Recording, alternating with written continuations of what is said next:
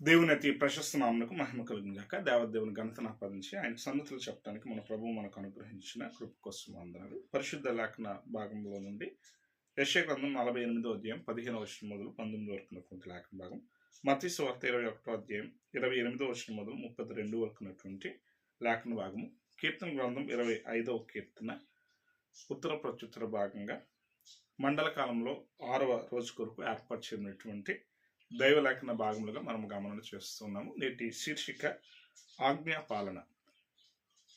సులభంగా మనం అర్థం చేసుకుంటే మాట వినటం, ఆజ్ఞను పాటించటం, చెప్పిన పని చేయటం, ఈ విధానాలు చేసినప్పుడు ఏదైతే ధిక్కారంగా కాక, మాటను తిరస్కారంగా కాక, మాటకు విధేయత చూపించే స్థితి అనేటువంటి విధి మనము గమనించగలుగుతూ ఉంటాం. లేఖన భాగంలో యెషయా గ్రంథాన్ని ఆధారం చేసుకుని ఈ మాటలు మనము గమనిస్తూ ఉంటే, దేవుని ఎడల చూపించాల్సినటువంటి నమ్మకత్వం విషయం అనేది, దేవుని గణపరిచే విధానంలో చెప్పిన మాట దానిని చెప్పినట్టుగా చేయటం అనేటువంటి స్థితి చేస్తే ఎలాంటి ఆశీర్వచనాలు వస్తాయో లేఖన భాగంలో మనం గమనించగలుగుతూ ఉంటాం.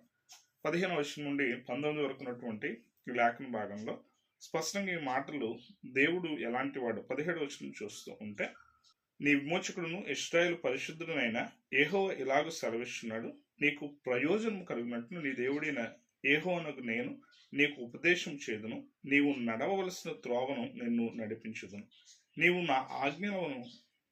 నా ఆజ్ఞలను ఆలకింపవలనని నేనెంతో కోరుచున్నాను.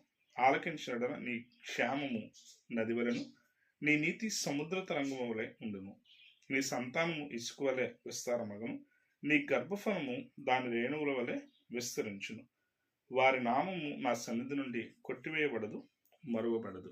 ఇదిగో మీరు జ్ఞాపకం చేసుకోవాల్సింది ఏంటంటే, నేను చెప్పిన మాట ప్రకారంగా మీరు నీతి కలిగి న్యాయం కలిగి జీవించే విధానాన్ని మీరు చేయాలి. ఎట్టి పరిస్థితుల్లో కూడా మాట మీరిన వారుగా మీరు ఉండకూడదు. మనము ఆదివారం లేఖన భాగాలను చూస్తూ ఉంటే, ఆజ్ఞాత క్రమం వల్ల పాపం అది ఎలా వచ్చిందో, పాపం పరిపక్వమై మరణం అది సంతరించుకున్నటువంటి స్థితులు ఎలా ఉన్నాయో, అది ఆదాము ఎలాగున్న మాటను ధిక్కరించే స్థితి కోసం, మాటను పెడచెవిన పెట్టినటువంటి స్థితి కోసం పాపాన్ని తాను చేసి మరణం పొందిన స్థితి ఎలా ఉందో అది ఇక్కడ కనబడుతూ ఉంటుంది. అయితే మనం ఇక్కడ చూస్తూ ఉంటే యెషయా గ్రంథంలో ఉన్నటువంటి మాటల ద్వారా మనకు అర్థం కావాల్సిన సత్యం, నీవు ఆయన సన్నిధానంలో కొట్టివేయబడకుండా ఉండాలంటే నీవు తప్పక మాట వినాలి, విధేయత కలిగి ఉండాలి, నమ్మకత్వాన్ని నీవు వేడని వాడిగా ఉండాలి, నమ్మిన స్థితిలో యథార్థతను ప్రకటిస్తూ నువ్వు ముందుకు కొనసాగాలి. సువార్త లేఖన భాగాన్ని మనం గమనం చేస్తూ ఉంటే, యేసుక్రీస్తు ప్రభు వారికి ప్రశ్నింపబడిన నిన్నటి రోజు పాఠానికి కొనసాగింపుగా ఇరువురి కుమారుల గురించి, ఒకరు వెళతానని వెళ్ళని వారు, ఒకరు వెళ్ళను అని చెప్పి వెళ్ళినవారు. ఈ ఉపమానం చెప్పేటప్పుడు ప్రభు ఏ మాట చెప్పడానికి ఇష్టపడుతూ ఉన్నాడంటే, ఈరోజు ఏదైనా ఒక పని మనం చేస్తామని చేయకపోతే మనం ద్రోహం చేసినట్టు, మోసపుచ్చినట్టు. మనము నమ్మించి ఎవరినైతే తప్పక నేను చేస్తాను అన్నట్టుగా నీ యొక్క భక్తి చూపించి, పద్ధతి చూపించి, యథార్థత చూపించి నువ్వు ఆ పని చేయకపోతే దానివల్ల ప్రయోజనం ఏంటి? అదే నేను చేయను అంటే నేను చేయలేనేమో, నా వల్ల కాదేమో, నేను పాపిని. ఎందుకోసం ఈ మాటలు యేసుక్రీస్తు ప్రభువారు అక్కడ చెప్తూ ఉన్నారంటే, ఇదిగో మీరు ఏం చేస్తున్నారంటే, యోహాను బాప్తిస్మం మీరు సర్ప సంతానమా, రాబో ఉగ్రత నుండి మిమ్మల్ని తప్పించువాడెవడు అని చెప్పి యోహాను చాలా ఖండితంగా మాట్లాడి దేవుని వైపు తిప్పటానికి మీ పాపాన్ని ఎత్తి చూపించి మిమ్మల్ని ఖండించాడు. అయినా కూడా మీరు ఏది కోరుకుంటున్నారంటే మీ గొప్పతనాన్ని కోరుకుంటున్నారు తప్ప, మేము పరిశుద్ధులము అని చెప్పుకోవటానికి ఇష్టపడి మీరు చేసే పాపాలను మీరు ఒప్పుకోలేకపోతున్నారు. మీరు ఎందుకు వెంబడించడానికి, యోహానును అంగీకరించడానికి మీరు దూరంగా ఉంటున్నారంటే, ఒకవేళ మేము అంగీకరించిన తీరులో యోహాను మాట వింటే, మేము బాప్తిస్మం పొందితే, మేము ఇప్పటి వరకు కూడా పరిశుద్ధమైన జీవితాన్ని జీవించలేదు అని మీరు ఒప్పుకున్నట్టు, దాన్ని మీరు అది చేయకుండా ఉండటానికి మేము పరిశుద్ధులం అని చెప్పి పాపాన్ని ఒప్పుకొనని వారవుతూ ఉన్నారు. కానీ వేశ్యలు, నరహంతకులు మాత్రం మేము తప్పు చేశామని చెప్పి పాపాన్ని ఒప్పుకుని, ఈరోజు మనం జ్ఞాపకం చేసుకోవాలి, మానవుడు పాపాన్ని స్నేహించేటప్పుడు, ఒకవేళ ఒక వ్యక్తికి సిగరెట్ తాగడం అనేది ఒక వ్యసనంగా ఉందనుకోండి, తాను దానిలో ఆనందాన్ని పొందే స్థితి నుండి అది ఎంతవరకు పొందుతాడు?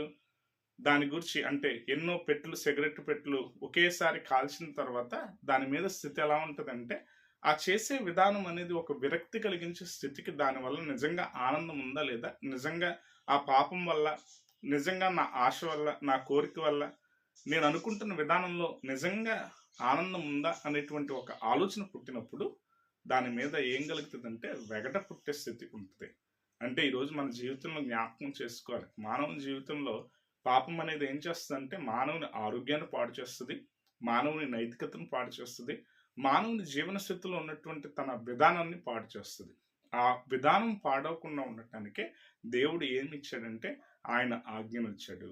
ఆయన ఇచ్చిన ఆజ్ఞల్లో మనము గమనం చేస్తూ ఉంటే మనం చాలా స్పష్టంగా దేవుడిచ్చిన ఏ ఆజ్ఞలనైనా మనం గమనించేటప్పుడు దీవెన పొందుకోవాలంటే, ఆశీర్వచనం పొందుకోవాలంటే మనము గుర్తుపెట్టుకోవాల్సిన సత్యం ఏంటంటే నిబద్ధతతో కలిగినటువంటి విధిని బట్టి ఆశీర్వాదం మనకు కలుగుతుంది.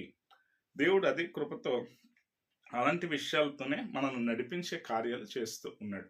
ఈరోజు ఆ ఇరువురి కుమారుల్లో పెద్దవాడు ఏం చెప్తూ ఉన్నాడంటే నేను వెళతానన్నాడు. వీళ్ళంతా ఎవరికి సారూప్యం అంటే ఈ పెద్ద కుమారుడు మేము తప్పక మాట వింటాం. ఈరోజు మన బ్రతుకుల్లో కూడా మనం ఆలోచన చేయాల్సిన సత్యాలు ఏమిటంటే కొన్నిసార్లు మనకి ఇబ్బంది, కష్టం అనేది మనం చేసిన తప్పుల వల్ల అది జరుగుతుంది.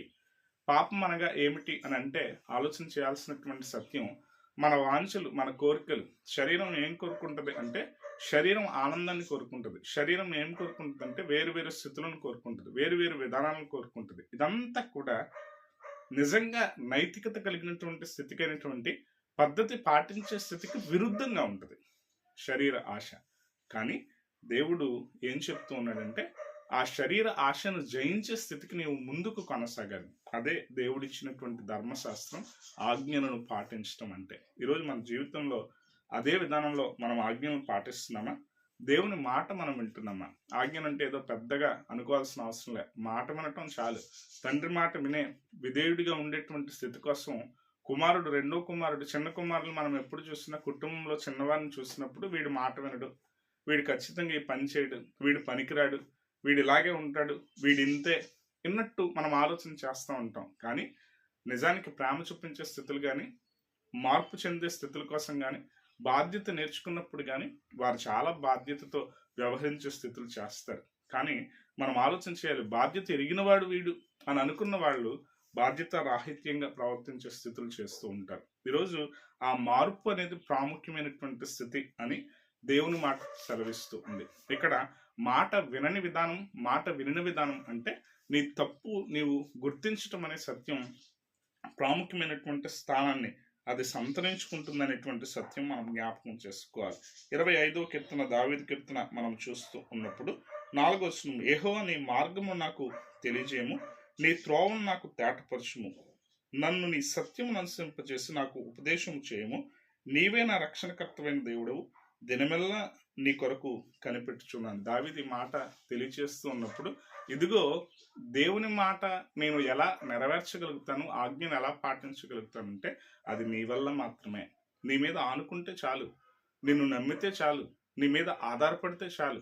అబ్రహాము తనను పిలిచినప్పుడు దేవుడు తనకు ఒక వాగ్దానం చేశాడు, తనను ఆశీర్వదించే తీరు కోసం. ఇదిగో నిన్ను నేను దీవిస్తా. నిన్ను ఎలా దీవిస్తానంటే నీవు ఇసుక రేణువులను పట్టుకో, నీ వల్ల అవుతుందేమో లెక్కించు, ఆకాశ నక్షత్రాలను చూడు, వాటిని నీ వల్ల అయితే లెక్కించు అనే మాట చెప్పి నీవు నన్ను నమ్ము, ఖచ్చితంగా నేను నిన్ను దీవిస్తాను అనే మాట చెప్పాడు. అది అతనికి నీతిగా ఎంచబడిన అనేటువంటి మాటలు కూడా పరిశుద్ధ గ్రంథంలో మాట్లాడబడి స్పష్టంగా తాను ఏం చేశాడంటే దేవుణ్ణి వెంబడించాడు. తానున్న దేశం నుండి తాను ఏమయ్యాడంటే అంత తృప్తి ఉంది, అంత దీవెన ఉంది, చక్కగా తన స్థితి ఉంది. కానీ ఇప్పుడు దేవుడు ఎక్కడికి వెళ్ళమంటున్నాడో తెలియదు, ఎలా వెళ్ళాలో తెలియదు. కానీ దేవుడు నడిపిస్తాడని నమ్మి తాను ఏం చేస్తున్నాడంటే తాను ముందుకు కొనసాగటం మొదలు పెట్టాడు. ఆదికాండం 12వ అధ్యాయంలో ఈ మాటలు చూస్తూ ఉంటే మొదటి వచనం, యెహోవా నీవు లేచి నీ దేశం నుండి, నీ బంధువుల యొద్ద నుండి, నీ తండ్రి ఇంటి నుండి బయలుదేరి నేను నీకు చూపించు దేశంలోకి వెళ్ళుము. అబ్రాహాముతో దేవుడు చెప్పిన ఈ మాట విని తాను ఏం చేశాడంటే తాను ఎక్కడెక్కడ నుంచి అంటే తన వారిని అందరినీ విడిచి వెళ్ళాలి. కానీ తాను దానిని నమ్మినవాడిగా ఉన్నాడు కనుక ఆదికాండం 15వ అధ్యాయం 6వ వచనం, అతడు యెహోవాను నమ్మెను, ఆయన అది అతనికి నీతిగా ఎంచెను. అబ్రాహాం ఏం చేశాడంటే దాన్ని నమ్మాడు, నమ్మి దేవుని మాట ప్రకారంగా చేశాడు, తాను దీవెన పొందుకున్నాడు. ఈరోజు మన జీవితాల్లో మనం అదే విధానంలో మనం పయనం చేస్తున్నామా? దానియేలు గ్రంథాన్ని చూస్తూ ఉంటే దానియేలు గ్రంథంలో 3వ అధ్యాయంలో షడ్రక్ మెషక్ అబేద్నెగోలను గురించినటువంటి విషయాలు మనకు కనబడతాయి. వారు ఏం చేస్తున్నారంటే వాస్తవానికి అక్కడ ఉన్న పరిస్థితులు చాలా దుర్భరంగా స్థితి ఉంది. ఆజ్ఞను పాటించమనేటువంటి స్థితికి ఇప్పుడు పరాయి ప్రాంతంలో వారు ఉన్నారు. పరాయి ప్రాంతంలో వారు ఉన్నటువంటి పరిస్థితుల్లో వారు ఇప్పుడు ఏ పని చేయాలన్నా అది బహు కష్టంగా ఉంది. వారిని చెరకు తీసుకుని వెళ్ళినప్పుడు వాస్తవానికి బెల్షస్సరుగా దానియేలుకు పేరు మార్చినటువంటి స్థితులు ఉంటాయి.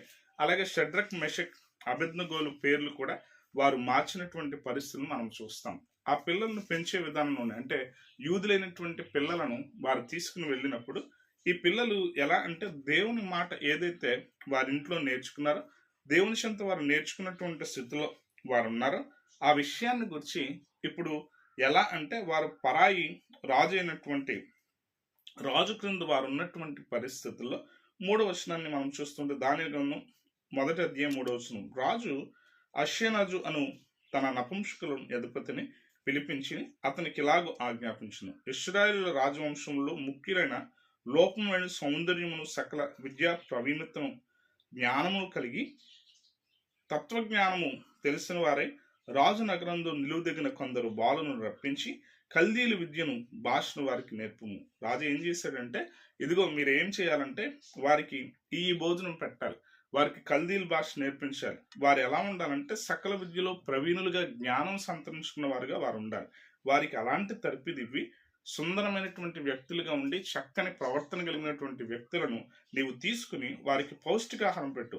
5వ వచనం చూస్తూ ఉంటే మరియు రాజు తాను భుజించు ఆహారంలో నుండి తాను పానం చేయు ద్రాక్షారసంలో నుండి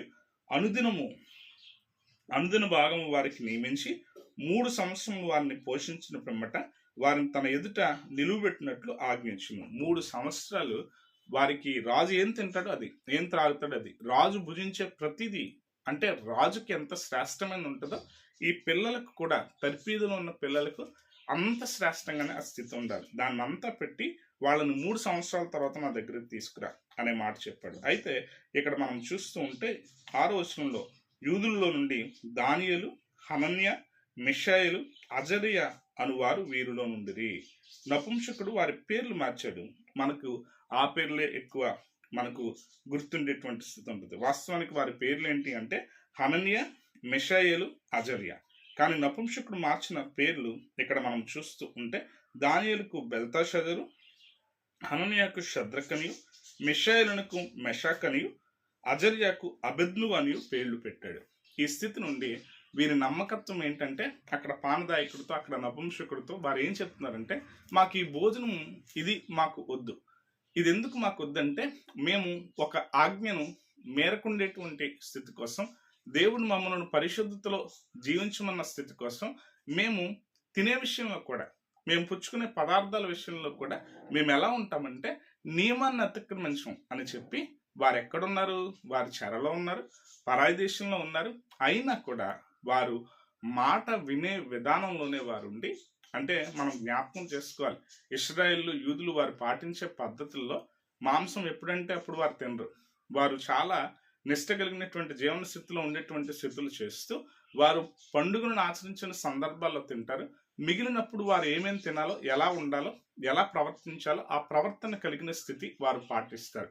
ఇదంతా కూడా ఇశ్రాయేలుకి ఇవ్వబడినటువంటి, దేవుని చేత ఇవ్వబడినటువంటి ఆజ్ఞలలో ఉన్నటువంటి స్థితులే. మనకు కేవలం 10 ఆజ్ఞలు తెలుసు, కానీ అంతకు మించినటువంటి ఆజ్ఞలు చాలా ఉన్నాయి. కానీ ఇక్కడ వీరు పిల్లలుగా ఉన్నప్పుడు కూడా వారు ఏం చేస్తున్నారంటే ఆజ్ఞ మేరకుండా ఉండటానికి వేరు పరిస్థితిగా స్థితులు ఉన్న వారు అక్కడ వారు విన్నపం చేస్తూ ఆ మాటలు అడుగుతూ ఉన్నారు. అక్కడ వాస్తవానికి బెల్తషాజరు అంటే దానియేలు తాను మాట్లాడుతూ తాను ఆ భోజనాలు గురించినటువంటి స్థితితో నపుంసకంతో మాట్లాడిన స్థితి మనకు కనబడుతూ ఉంటుంది. మనము ఆలోచన చేస్తూ ఉంటే 9వ వచనంలో దేవుడు నపుంసకుల అధిపతి దృష్టికి దానియేలుకు కృపా కటాక్షమునందు నొందను అనుగ్రహించెను గనుక నపుంసకుల అధిపతి దానియేలుతో ఇట్లను, మీకు అన్నపానమును నియమించిన రాజుకు నా యజమానికి నేను భయపడుచున్నాను. మీ ఈడు బాలుల ముఖముల కంటే మీ ముఖములు కృషించినట్లు ఆయనకు కనబడనేలా. అట్లయితే మీరు రాజు చేత నాకు ప్రాణాపాయం కలుగుతారు. నపుంసకుల అధిపతి దానియేలు, హనన్య, మిషాయేలు, అజర్యా వారి మీద నియమించిన నియామకులతో దానియేలు ఇట్లను. భోజన శాఖ ధాన్యాదులను పానమునకు నీళ్లను నీ దాసులమగు మాకు ఇప్పించి దయచేసి 10 దినముల వరకు మమ్మల్ని పరీక్షించుము. 12వ వచనంలో ఈ మాట తాను చెప్పింది ఏంటి అంటే, ఇదిగో రాజు ఏదైతే భోజనాన్ని రోజు పెట్టమని చెప్తున్నాడో దానికంటే ఇదిగో మేము మా పవిత్రతను కాపాడుకునేటట్లు ఇవే మాకు పెట్టు. 10 రోజులు చూడు, 10 రోజుల తర్వాత సరిగ్గా మా మొక్కలు కనుక నిజంగానే క్షీణంగా ఉన్నట్టుగా కనబడితే, వారికంటే క్షీణంగా మేము కనబడితే మేము నీ మాటే వింటాం. ఈ మాట చెప్పిన తర్వాత అంటే ఆజ్ఞను పాటించే స్థితిలో మీరు ఏం చేస్తున్నారంటే మాటను ఖచ్చితంగా దానిని నెరవేర్చే తీరు కోసం దేవుని మాట వినేవారిగా ఉండటానికి వారి ప్రవర్తన చిన్ననాటి నుండి కూడా సరిగ్గా ఉండేటట్టు చూసుకున్నారు. అదే విధానం 3వ అధ్యాయంలోకి వచ్చేటప్పటికి ఇప్పుడు వీరి మీద ద్వేషంతో, యూదుల మీద ద్వేషంతో ఏం చేస్తున్నారంటే రాజు తన దేవత ప్రతిమకు మొక్కేందుకు గాను ఒక తీర్మానం చేసే స్థితి ఉంది. ఆ సందర్భం మనకు తెలుసు.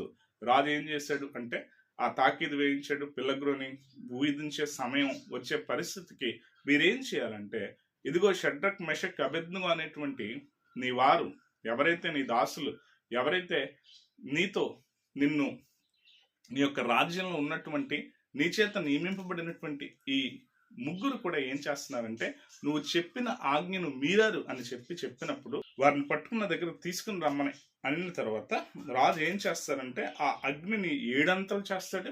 7 అంతలు చేయటం మాత్రమే కాదు, ఎవరైతే బలాఢ్యులైనటువంటి వారు ఉంటారో వారిని తీసుకుని వచ్చి ఈ ముగ్గురిని కూడా బంధకాలతో కట్టించి అగ్నిలో పడవేసిన స్థితి ఉంటుంది. ఈ స్థితి అంతా మనకు తెలుసు. ఆ సమయంలో మనకు వినబడే మాట ఎలాంటిదంటే వారు దేవుని మాటను వినే స్థితి కోసం ఆజ్ఞను మీరకుండా ఉండటానికి ఇదిగో ఆ దేవుడు మమ్మల్ని రక్షించినా రక్షించకపోయినా మా దేవుడు ఈ అగ్నిగుండం నుండి కూడా మమ్మల్ని రక్షించగల సమర్థుడు.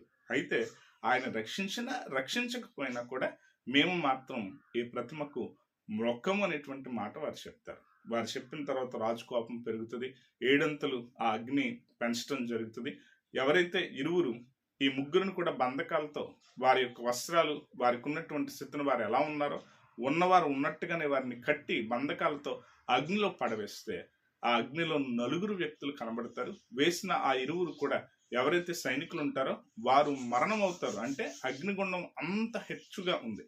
కానీ వీరికి మాత్రం కనీసం వారి వస్త్రాలకు వారి శరీరాలకు అగ్ని వాసన కూడా అంటకుండా వారు రక్షింపబడతారు. ఇది ఎందుకోసం అంటే దేవుడు కాపాడే స్థితి అనేది ఆజ్ఞను అతిక్రమించకుండా ఆజ్ఞను పాటించిన స్థితిలో మనం ఉండటానికి ఇష్టపడినప్పుడు ఆయన కాపాడ సమర్థుడు, ఆయన కృప చూపించే సమర్థుడు. ఆయన నిన్ను తన గ్రంథంలో నుండి కొట్టివేయకుండా నిన్ను దీవించేవాడుగా ఉంటాడు. ఈరోజు మన జీవితంలో మనం ఏ తీరున దేవుని మాటను అంగీకరిస్తున్నాం, దాన్ని పాటిస్తున్నాం, దాన్ని గైకొనటానికి ప్రయత్నం చేస్తున్నాం అనే ప్రశ్నలు మనకు మనం వేసుకుంటూ మన బ్రతుకులు దిద్దుకుని దేవుని వారంగా జీవించడానికి దేవుని కృప సదా మనకు తోడే సంరక్షించి కాపాడును గాక. ఆమేన్.